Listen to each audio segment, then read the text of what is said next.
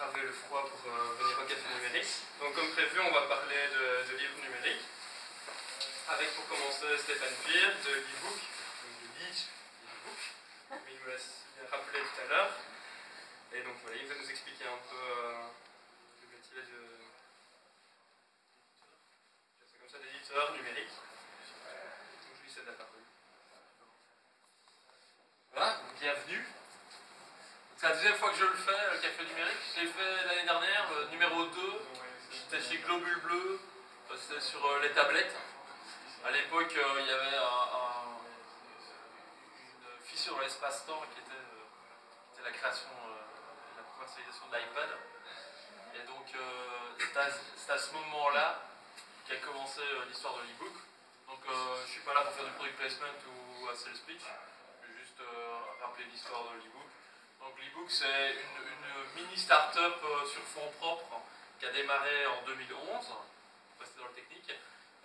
Sur laquelle on a numérisé de force un livre de Jean-Luc Fonck et un livre de Bruno Coleman. Le but sous-jacent était d'obtenir des fonds des éditions Luc Pire pour Jean-Luc Fonck et de Bruno Coleman lui-même pour Bruno Coleman. Ça n'a pas réussi tout de suite parce qu'ils se sont rendus compte que les ventes avoisinaient les deux. Mais bon, après plusieurs mois, quelle belle page Facebook. Après plusieurs mois, on s'est rendu compte qu'il y avait quand même une certaine croissance soutenue. C'était quasiment plus du double par mois. Donc on a pu aller revoir les investisseurs. En plus de l'aspect vente-volume, ils nous ont dit, bah, écoutez, en termes de rayonnement et en termes d'image, pour nous ça fait beaucoup. Parce qu'on est les premiers. À l'époque, Amazon.com était le seul. Il n'y avait pas d'Amazon.fr ou Amazon.de pour vendre des e-books. Il n'y avait que .com. Nous avions une filiale américaine, donc nous pouvions télécharger les livres là-bas. Et donc du coup, on a pu financer tout ça. Donc le premier round de financement, on a réussi à justifier l'existence de 2 emplois plein temps pendant 2 ans, histoire de mettre en ligne une quarantaine de titres par mois.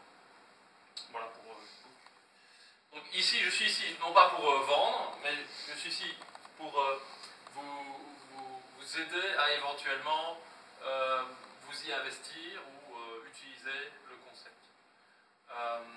Donc ma spécialité en tant que moi, sur le côté, c'est d'être un investisseur technologiste. Donc orienté pas venture capital ni bancaire, mais plutôt des investisseurs privés. Donc des gens comme Laurent Minguet, des gens comme Bruno Coleman, Luc Pire, Pierre Rion, Bernard Ventier, etc. Donc tous ces gens-là forment un petit cercle qu'on appelle le cercle de Wallonie. Et au cercle de Wallonie, ils ont de l'argent et ils cherchent des petites startups, etc. où on peut investir. Et ça tombe bien parce qu'aujourd'hui, les banques ne mettent plus d'argent. Donc l'e-book, on a réussi à collectionner des auteurs. Je sais qu'ils ne sont pas là, Fred Colantonio. Je l'ai mis exprès pour lui.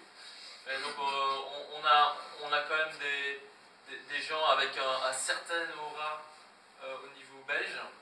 Un magnétisme même. Oui. Oui, je lui ai dit d'ailleurs, c'était pas pénible à la fin de chocolat au frigo. Mais on lui a déjà fait. Donc c'était pas cool. Donc Fonck et Mercier et Coleman. Donc sont des figures emblématiques et vendent maintenant une cinquantaine de livres faciles par mois. 50 de livres électroniques. Donc l'attrait ici, c'est que même si ça paraît pas beaucoup 50 par rapport à quelqu'un qui sort un livre chez Agora ou à la FNAC, c'est récurrent et il n'y a pas de stock à remplir. Donc l'histoire, on a toujours voulu lire dans l'humanité sur une tablette. Hein? Donc celle-ci est beaucoup plus légère. D'ailleurs, je vous invite d'ailleurs à faire le tour. Oui, il y a des gens qui ont fait des trucs en papier en T2, c'était monstrueux.